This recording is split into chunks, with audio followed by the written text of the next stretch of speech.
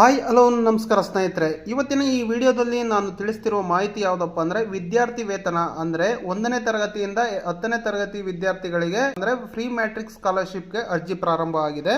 So ಯಾರೆಲ್ಲ ವಿದ್ಯಾರ್ಥಿಗಳು ಇದ್ದಾರೋ ಅವರೆಲ್ಲರೂ ಕೂಡ ಆನ್ಲೈನ್ ಮುಖಾಂತರ ನೀವು ಪ್ರೀ ಮ್ಯಾಟ್ರಿಕ್ ಸ್ಕಾಲರ್ಶಿಪ್ಗೆ ಅರ್ಜಿಯನ್ನ ಸಲ್ಲಿಸಬಹುದು. ಸೊ ಇವತ್ತಿನ ಈ ವಿಡಿಯೋದಲ್ಲಿ ನಾನು ಪ್ರೀ ಮ್ಯಾಟ್ರಿಕ್ ಸ್ಕಾಲರ್ಶಿಪ್ಗೆ ಅರ್ಜಿಯನ್ನ ಯಾವ ರೀತಿ ಸಲ್ಲಿಸಬೇಕು ಅನ್ನೋದನ್ನ ಸ್ಟೆಪ್ ಬೈ ಸ್ಟೆಪ್ ನಿಮಗೆ ತಿಳಿಸ್ಕೊಡ್ತಾ ಇದ್ದೀನಿ. ಹಾಗಾಗಿ ಈ ವಿಡಿಯೋನ ಎಲ್ಲೂ ಸ್ಕಿಪ್ ಮಾಡದೆ ಪೂರ್ತಿಯಾಗಿ ನೋಡಿ. ಹಾಗೆ ನೀವಿನ್ನು ನಮ್ಮ ಚಾನಲ್ ನ ಸಬ್ಸ್ಕ್ರೈಬ್ ಆಗಿಲ್ಲ ಅಂದ್ರೆ ಈಗಲೇ ಸಬ್ಸ್ಕ್ರೈಬ್ ಆಗಿ ಫ್ರೆಂಡ್ಸ್. ಸೊ ನಾನು ಡೈರೆಕ್ಟ್ ಆಗಿ ಈಗ ಯಾವ ರೀತಿಯಾಗಿ ಫ್ರೀ ಮ್ಯಾಟ್ರಿಕ್ ಸ್ಕಾಲರ್ಶಿಪ್ಗೆ ಅಪ್ಲೈ ಮಾಡೋದು ಅನ್ನೋದನ್ನ ನಿಮಗೆ ತಿಳಿಸ್ಕೊಡ್ತಾ ಇದ್ದೀನಿ. ಮೊದಲನೇದಾಗಿ ಈ ನೀವು ssp.karnataka.government.in ಅನ್ನೋ ವೆಬ್ಸೈಟ್ ಗೆ ಬರಬೇಕಾಗುತ್ತೆ. ಸೊ ಈ ವೆಬ್ಸೈಟ್ ಲಿಂಕ್ ಅನ್ನ ನಾನು ಕೆಳಗಡೆ ಡಿಸ್ಕ್ರಿಪ್ಷನ್ಸ್ ಅಲ್ಲಿ ಕೊಟ್ಟಿರ್ತೀನಿ. ಅಲ್ಲಿ ಕ್ಲಿಕ್ ಮಾಡುವ ಮುಖಾಂತರ ಡೈರೆಕ್ಟ್ ಆಗಿ ನೀವು ಈ ವೆಬ್ಸೈಟ್ ಗೆ ಬರ್ಬೋದು. ಸೊ ಈ ವೆಬ್ಸೈಟ್ ಗೆ ಬಂದ ನಂತರ ನೋಡಬಹುದು ನಿಮಗೆ ಹೋಮ್ ಪೇಜ್ ಈ ರೀತಿಯಾಗಿ ಓಪನ್ ಆಗುತ್ತೆ. ಸೊ ನೀವು ಇಲ್ಲಿ ನೋಡಬಹುದು 2026-27ನೇ ಸಾಲಿನ ಮೆಟ್ರಿಕ್ ಪೂರ್ವ ವಿದ್ಯಾರ್ಥಿ ವೇತನಕ್ಕೆ ಅರ್ಜಿ ಸಲ್ಲಿಸಲು ಇಲ್ಲಿ ಕ್ಲಿಕ್ ಮಾಡಿ ಅನ್ನೋ ಒಂದು ಆಪ್ಷನ್ಸ್ ಕಾಣ್ತಾ ಇದೆ ನೋಡಬಹುದು. ಸೊ ಇದ್ರ ಮೇಲೆ ಕ್ಲಿಕ್ ಮಾಡ್ಕೊಳ್ಬೇಕಾಗುತ್ತೆ.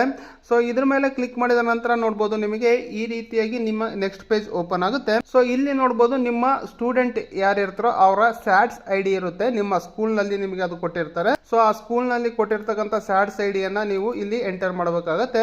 ಹಾಗೆ ಅದಕ್ಕೂ ಮುಂಚೆ ಏನಾದ್ರೂ ನೀವು ಪಾಸ್ವರ್ಡ್ ಅನ್ನ ಕ್ರಿಯೇಟ್ ಮಾಡಿದ್ರೆ ಅಥವಾ ನಿಮಗೆ ನೆನಪಿದ್ರೆ ಸೊ ಆ ಪಾಸ್ವರ್ಡ್ ಅನ್ನ ಎಂಟರ್ ಮಾಡಿ ನೀವು ಲಾಗಿನ್ ಆಗಬೇಕಾಗುತ್ತೆ. ಸೊ ಒಂದ್ ವೇಳೆ ನಿಮಗೆ ಮರ್ತೋಗಿದ್ರೆ ಪಾಸ್ವರ್ಡ್ ಮರ್ತೋಗಿದ್ರೆ ಅದನ್ನ ನೀವು ಮತ್ತೆ ನೋಡಬಹುದು. ಇಲ್ಲಿ ಫರ್ಗೆಟ್ ಪಾಸ್ವರ್ಡ್ ಅನ್ನೋ ಒಂದು ಆಪ್ಷನ್ಸ್ ಇದೆ ಕೆಳಗಡೆ ಕಾಣ್ತಾ ಇರಬಹುದು. ಸೊ ಫರ್ಗೆಟ್ ಪಾಸ್ವರ್ಡ್ ಅನ್ನೋದ್ರ ಮೇಲೆ ಕ್ಲಿಕ್ ಮಾಡ್ಕೊಂಡು ನೀವು ಮತ್ತೊಮ್ಮೆ ನೀವು ಪಾಸ್ವರ್ಡ್ ಅನ್ನ ಕ್ರಿಯೇಟ್ ಮಾಡ್ಕೊಂಡು ನೀವು ಮತ್ತೆ ಲಾಗಿನ್ ಆಗಬಹುದು.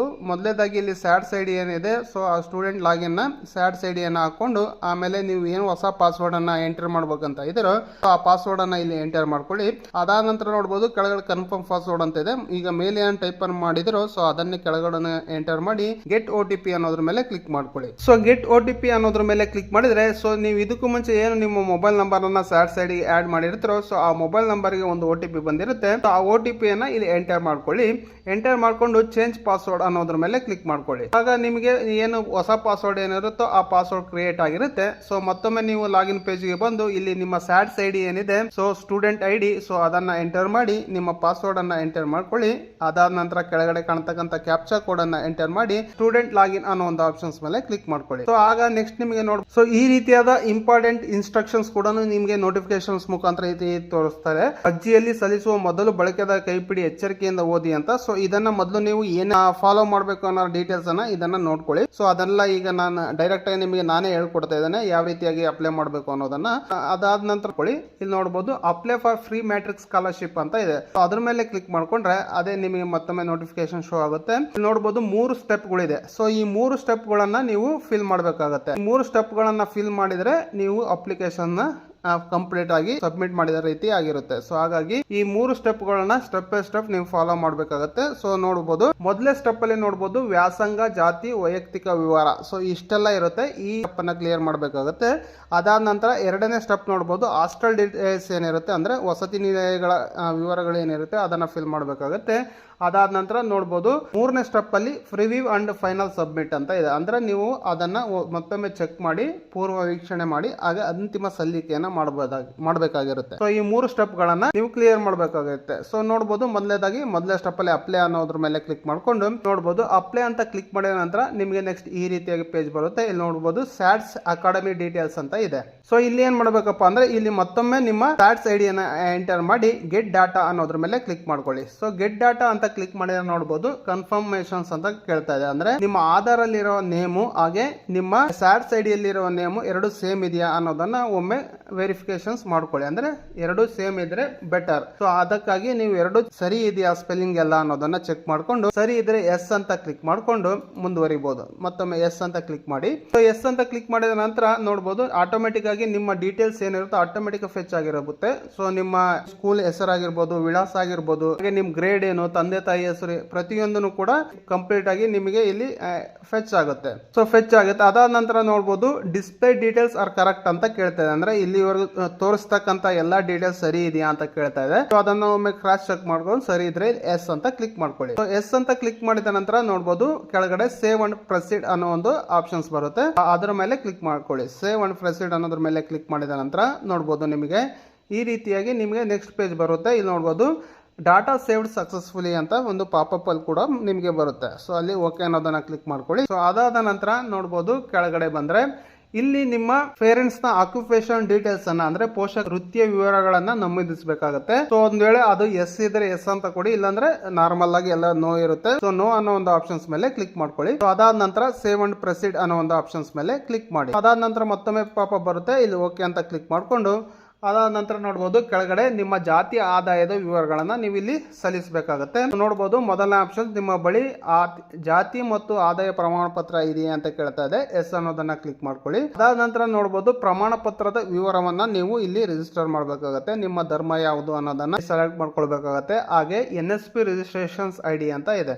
ಸೊ ಇದೆಲ್ಲ ಏನು ಇಂಪಾರ್ಟೆಂಟ್ ಇಲ್ಲ. NSP ರಿಜಿಸ್ಟ್ರೇಷನ್ಸ್ ID ಏನು ಅವಶ್ಯಕತೆ ಇಲ್ಲ. ನೀವು ಯಾವುದೇ ಧರ್ಮದವರಾಗಿದ್ರು ಯಾವುದೇ ಕ್ಯಾಸ್ಟ್ ಆಗಿದ್ರು ಅದರ ಅವಶ್ಯಕತೆ ಇಲ್ಲ. ಅದಾದ ನಂತರ ನೋಡಬಹುದು ಕೆಳಗಡೆ ನಿಮ್ಮ ಕ್ಯಾಸ್ಟ್ ಸರ್ಟಿಫಿಕೇಟ್ ನ RD ನಂಬರ್ ಏನಿದೆ, ಸೊ ಆ RD ನಂಬರ್ ಅನ್ನ ಎಂಟರ್ ಮಾಡ್ಕೊಳ್ಳಿ. ಸೊ ಅದಾದ ನಂತರ ನೋಡಬಹುದು ಕೆಳಗಡೆ ನಿಮ್ಮ ಇನ್ಕಮ್ ಸರ್ಟಿಫಿಕೇಟ್ ನ RD ನಂಬರ್ ಅನ್ನು ಕೂಡ ಎಂಟರ್ ಮಾಡಬೇಕಾಗತ್ತೆ. ಸೊ ಎರಡನ್ನೂ ಕೂಡ ಎಂಟರ್ ಮಾಡಿದ ನಂತರ ನೋಡಬಹುದು ಕೆಳಗಡೆ ಚೆಕ್ ಅನ್ನೋ ಒಂದು ಆಪ್ಷನ್ಸ್ ಇದೆ. ಸೊ ಚೆಕ್ ಅನ್ನೋ ಒಂದು ಆಪ್ಷನ್ಸ್ ಮೇಲೆ ಕ್ಲಿಕ್ ಮಾಡ್ಕೊಳ್ಳಿ. ಸೊ ಆಗ ನಿಮಗೆ ಮತ್ತೊಮ್ಮೆ ನೋಡಬಹುದು ಈ ರೀತಿ ಒಂದು ಪಾಪಪ್ ಬರುತ್ತೆ.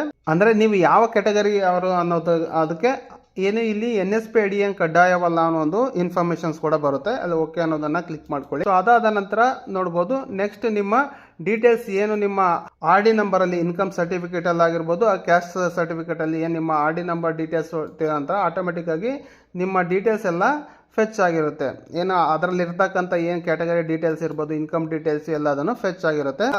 ಶೋ ಆಗ್ತಕ್ಕಂಥ ವಿವರ ಎಲ್ಲ ಸರಿ ಇದೆಯಾ ಅಂತ ಮತ್ತೊಮ್ಮೆ ಕೇಳುತ್ತೆ. ಇಲ್ಲಿ ಎಸ್ ಇದ್ರೆ ಎಸ್ ಅಂತ ಕ್ಲಿಕ್ ಮಾಡ್ಕೊಳ್ಳಿ. ಸೊ ಎಸ್ ಅಂತ ಕ್ಲಿಕ್ ಮಾಡ್ಕೊಂಡು ಸೇವ್ ಅಂಡ್ ಪ್ರೊಸೀಡ್ ಅನ್ನೋದ್ರ ಮೇಲೆ ಕ್ಲಿಕ್ ಮಾಡ್ಕೊಳ್ಳಿ ಕೆಳಗಡೆ. ಸೊ ಸೇವ್ ಅಂಡ್ ಪ್ರೊಸೀಡ್ ಅಂತ ಕ್ಲಿಕ್ ಮಾಡಿದ ನಂತರ ನೋಡಬಹುದು ಮತ್ತೊಮ್ಮೆ ನಿಮಗೆ ಪಾಪಪ್ ಅಲ್ಲಿ ಸಕ್ಸಸ್ ಅಂತ ಒಂದು ಪಾಪ್ ಬರುತ್ತೆ. ಸೊ ಇಲ್ಲಿ ಓಕೆ ಅನ್ನೋದನ್ನ ಕ್ಲಿಕ್ ಮಾಡ್ಕೊಳ್ಳಿ. ಓಕೆ ಅಂತ ಕ್ಲಿಕ್ ಮಾಡಿದ ನಂತರ ನೋಡಬಹುದು ಕೆಳಗಡೆ ನೆಕ್ಸ್ಟ್ ಸ್ಟೆಪ್ ವಿಕಲಚೇತನರ ವಿವರಗಳು ಅಂತ ಇದೆ. ಏನಾದ್ರೂ ಡಿಸೇಬಲ್ ಇದ್ರೆ ಅಂದ್ರೆ ನೀವೇನಾದ್ರೂ ಫಿಸಿಕಲಿ ಹ್ಯಾಂಡಿಕ್ಯಾಪ್ಟ್ ಇದ್ರೆ ಎಸ್ ಅಂತ ಕೊಡಿ, ಇಲ್ಲಾಂದ್ರೆ ಅಂತ ಕೊಟ್ಟು ಸೇವ್ ಅಂಡ್ ಪ್ರೊಸೀಡ್ ಅನ್ನೋದ್ರ ಮೇಲೆ ಕ್ಲಿಕ್ ಮಾಡ್ಕೊಳ್ಳಿ. ಸೇವ್ ಅಂಡ್ ಪ್ರೊಸೀಡ್ ಅಂತ ಕ್ಲಿಕ್ ಮಾಡಿದ ನಂತರ ನೋಡಬಹುದು ಮತ್ತೊಮ್ಮೆ ಪಾಪಪ್ ಅಲ್ಲಿ ಸಕ್ಸಸ್ಫುಲಿ ಅಂತ ಬಂದಿರುತ್ತೆ. ಇದು ಓಕೆ ಅನ್ನೋದನ್ನ ಕ್ಲಿಕ್ ಮಾಡ್ಕೊಳ್ಳಿ.